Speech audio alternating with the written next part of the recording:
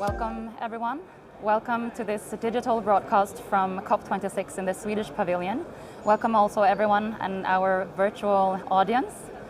Today's theme at COP26 is finance, and we will hopefully see a lot of actions and discussions regarding how to mobilize public and private finance to accelerate the green transition. And a critical point regarding the whole discussion to drive the green transition together with the financial institutions is to ensure that we have global standards and robust regulations to ensure that we know how to report on sustainability. And with us here today, we have some prominent speakers from both the Swedish Finance Supervisory Authority, Finansinspektionen in Swedish. We have Erik Thedéen. You are also the chair of IOSCO Sustainable Task Force. And we also have Anders Langworth. You're the head of sustainability at Nordea, which is one of the largest banks in the Nordics. And this topic today is a pathway towards global standards for sustainability reporting. And we will have some insights from you. You will share some interesting work that you've been working on and some challenges and some actually progress that we're seeing within this area. And I heard that you, Erik, you just came from a press conference where you were presenting and launching a global standard for sustainability reporting, and we're of course very excited to hear about that. So I would like to start by handing over the word to you and learn more about that. Thank you, Emma. And that was to stretch a little bit, but I was listening to the main stage where this was actually presented by Erik, who is chair of IFRS, the global financial disclosure standard, together with Mark Carney and also the chair of IOSCO, the international global standard set that I'm part of, also presenting. So this is an extremely important day for us and my team. We have been working with this for 2 years, and we now have a first start for a global baseline for climate disclosure to start with. But let me first just quote Gillian Tett, who said at the main scene, "Please give me something that I could go to my editor and put on the front page, because every time I go to the editor and talk about disclosure, he says, no, we can't have it on the front page." So this is the plumbing. This is for the geeks. This is not so easy to describe in a way that people get engaged. But in my view, it's extremely important if we want to solve the climate change. So what it's all about is to price carbon and price the transition risk correctly. So if that's revealed and disclosed in the same way in different companies around the world, then the money could go to sustainable investments, corporates that actually have a good transition plan, away from corporates that don't have it. So to me, disclosure and a global baseline is extremely important to get that private capital working in the right way. So let me take you through a little bit where we are and where we came from. We started this work 2 years ago. We did a survey on many of the stakeholders around the globe, together with many of other countries that were involved in this team, including UK and Hong Kong. And what we found out from the survey was that for the first time in my kind of professional life as a regulator, they were asking us to regulate. You know, this alphabetic soup that we have is not working. And this is not only for the asset managers, this was also true for the corporates and was also true for other stakeholders. The alphabetic soup came from different private good, I would say, initiative to make some kind of disclosure on climate risks. SASB, GRI, CDSB, TCFD, a lot of initiatives, but this formed then the alphabetic soup. So what we then did, we started a discussion with the IFRS. We, as IOSCO, is not a standard setter. We scrutinize standards. We sit in the monitoring board of IFRS. So we are, let's say, the assurer of the governance structure of that system, but we're not the disclosing kind of mechanisms ourselves. But for regulators, it's extremely important to have correct information in the marketplace. Otherwise, there's a big risk for financial stability, the integrity of market, and also consumer protections. So where we are now is that this has been announced. It's been we at IOSCO will now scrutinize the climate prototype that was launched today as well from IFRS, which we already have been engaging with some of our experts in. That will continue, and we found that sufficient for the public interest. And if we also think that the governance structure is sufficient, where we again sit in the governing board of IFRS, then we will put forward to our board, which makes up the 15 largest capital markets of the world, including Sweden, and also representatives from the regions. So all in all, like 30 countries in a room. We will put up to that board, would you like to endorse this? If it is endorsed, that's a pathway to mandatory. It's not like I also could tell Sweden or the US or China, now it's a law in your country, but it's a very, very strong signal. This is the way IFRS at the time was actually introduced. So IFRS, the financial disclosure standard, was actually done exactly in the same way, with one big difference. That took 10 years. This will take 2 years. So it needs to be extremely, so much faster.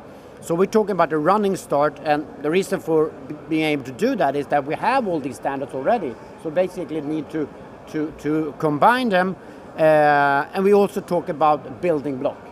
So building block is that this is the global baseline, which hopefully all countries in the end will endorse, but then for sure, Europe, for example, will go much further. They will go for double materiality, they will go also for other sustainability targets, such as social, but they hopefully will have this as a baseline. I don't know exactly where US is going, but hopefully they will, in one way or the other, incorporate this baseline in their coming standard under the new administration. And for some smaller and maybe less developed countries, they may just take the standard as a law. So we'll see exactly how that ends up. The question was raised at the main scene today, when do you think, to IFRS, when do you think this standard would land as a standard could be used by corporates? And the answer was potentially in some countries already Q3, Q4 next year. So we're talking within a year, we have started the journey to have a global baseline.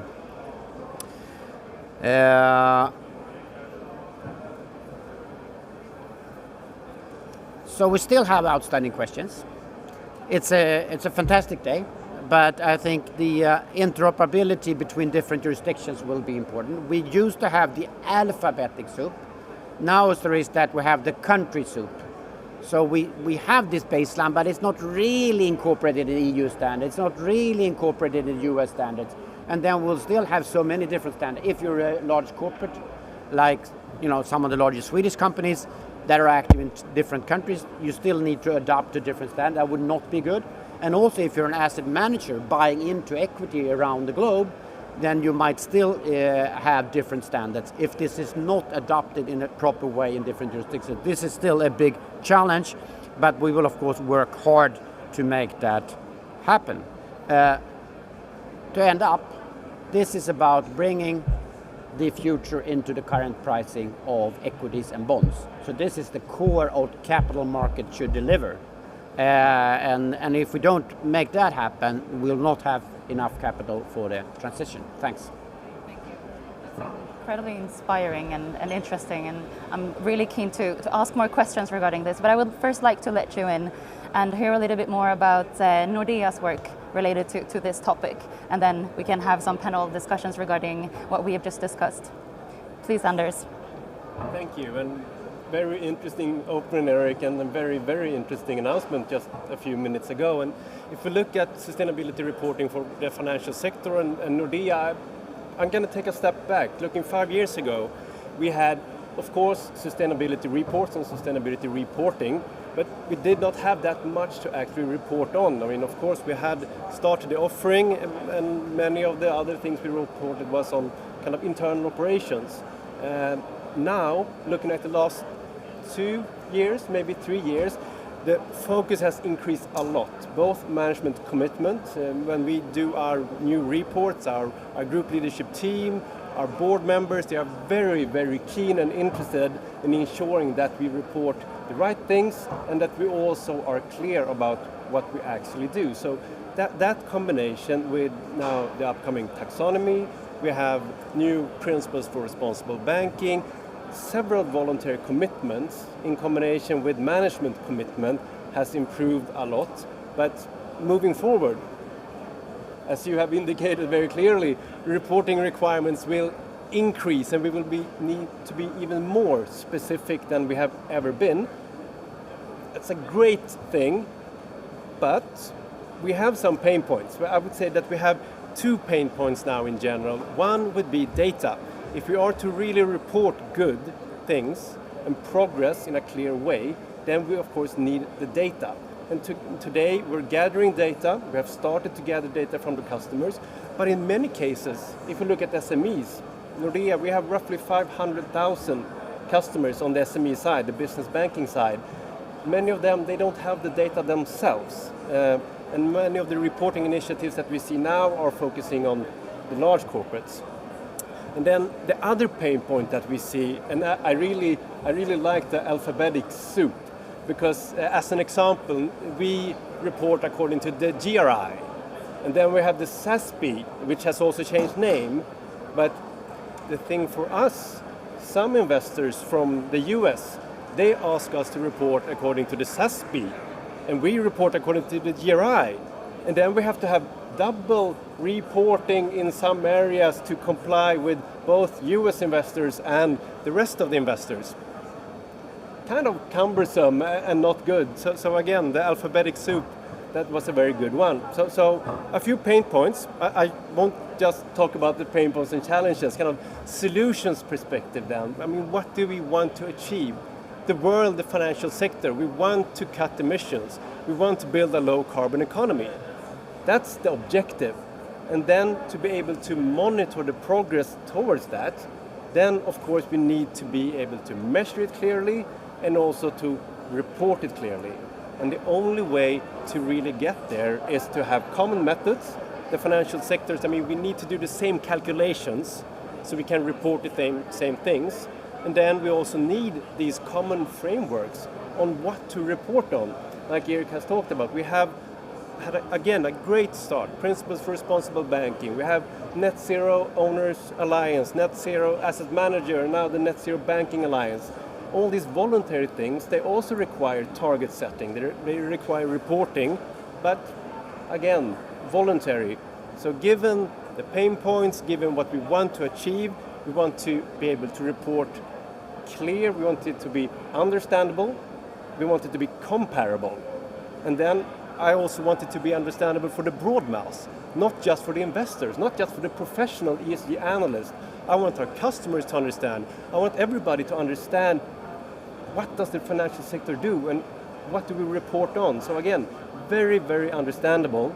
So given this, I mean, it's very interesting to see global frameworks come to life so we can, as the financial sector from a global perspective, start to do the same things. Indeed. Thank you very much. And you were talking a little bit about the pinpoints and the challenges, and I would like to ask you, Erik, what kind of challenges do you see to ensure that this global standard actually become reality?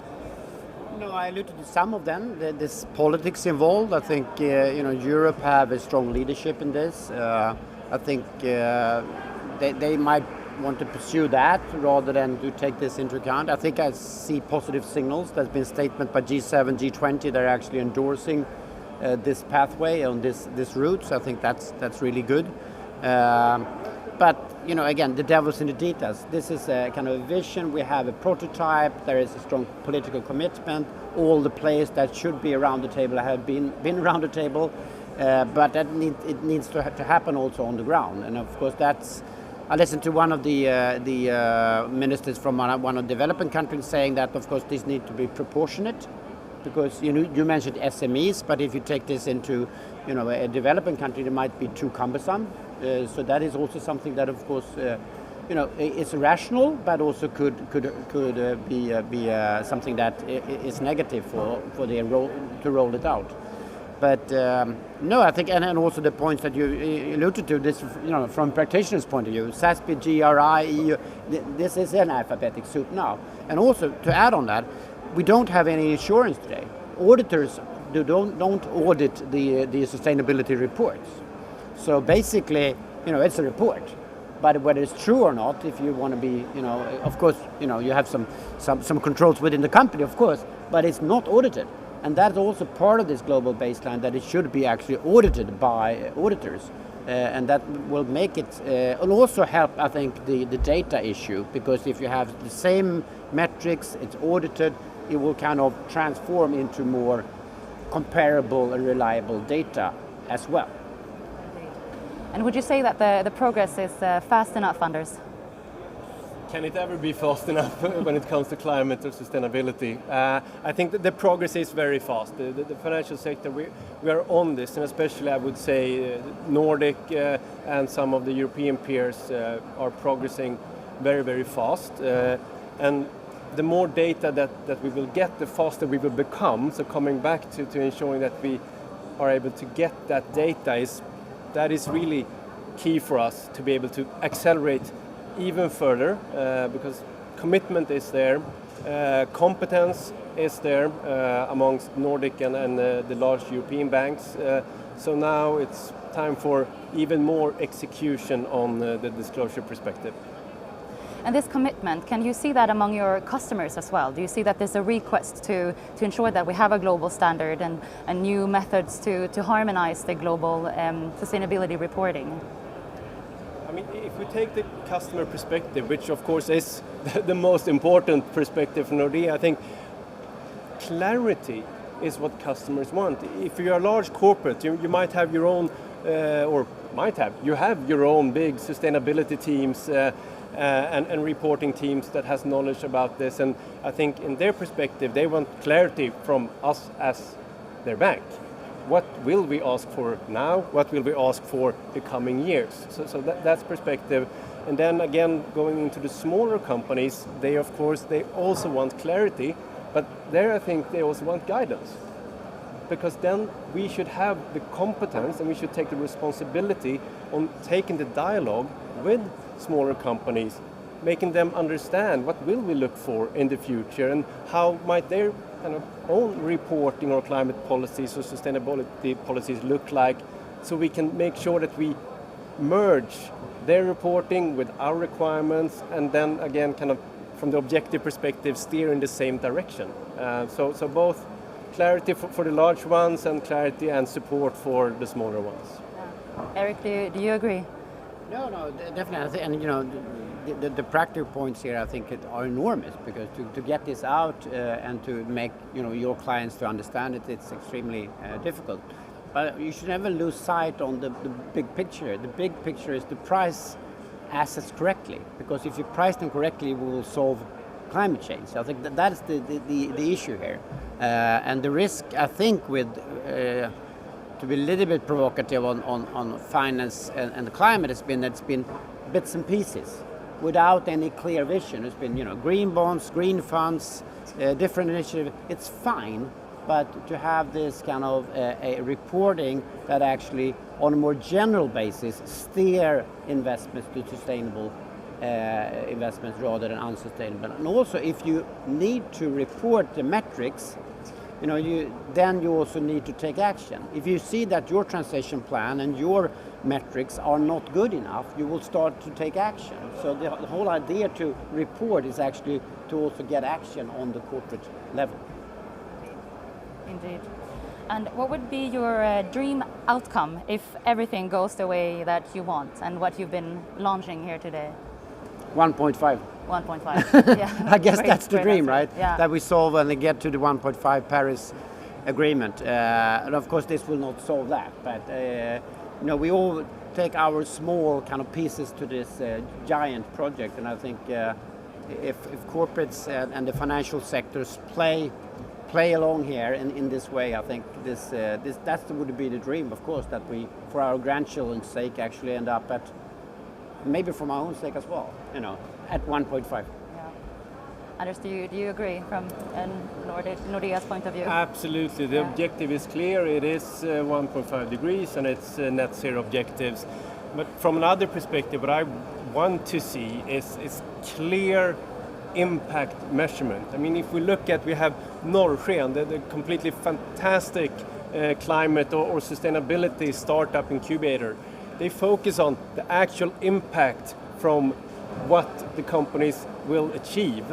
And if we, the large companies, the financial sector, can in a few years' time head in the same direction, really demonstrate what are the actual impact. How do we by that contribute to being aligned with the Paris Agreement and a 1.5 and really demonstrating impact, not just talking about aligning with. So that's what I'm really looking forward to over the coming years, because we will get there for sure. Considering also that we've been talking about, the process actually seemed to go pretty fast now. It's requested from interconnecting stakeholders that we get this in place. Where do you think we are in 3 years? Anders, we start with you. Well, I think going back to the impact, we will not be exactly where I just said in only 3 years' time, but by then we will have a lot more data. We will have the financial sector is now looking a lot into target setting, and that is thanks to the Principles for Responsible Banking, thanks to the Net Zero Banking Alliance, setting sector-specific targets to really show what is the actual pathway per these sectors towards the net zero or the 1.5 degree objectives. So when we get there with these targets and also start to report on the targets, which we will do in 3 years' time, then again coming back to clarity and demonstrating how we progress.